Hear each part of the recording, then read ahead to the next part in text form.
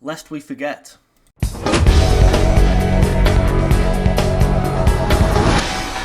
Today we remember the fallen from World War I, World War II, and the conflicts that came before it and the conflicts that went after it. World War II, of course, was the most devastating conflict the world has ever seen, with well over 70 million civilians and military dead.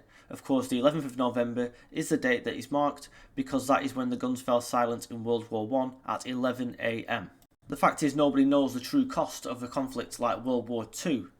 Nobody really knows how many people died. The official figures for the Russians, for example, was about 14 million people, but no one knows the true figure. It's actually going to be a lot higher. Some estimate at least 28 million Russians died just during World War II. We ourselves lost 450,000 military and civilian dead.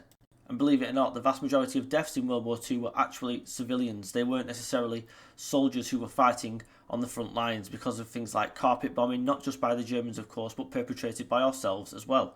The 11th of November represents every single country and every single soldier and every single civilian who died in World War II, regardless of what country they came from, regardless of what side they were on in the war. These people made the ultimate sacrifice for something they believed in, like it or not. And I'm sure that many of you watching this, nearly all of you, will have somebody that took part in World War I or World War II or another conflict, whether it be Iraq, Afghanistan, Gulf War the first time round, and take that minute silence or 2 minute silence to remember them on this very important day, probably the most important day actually in the British calendar.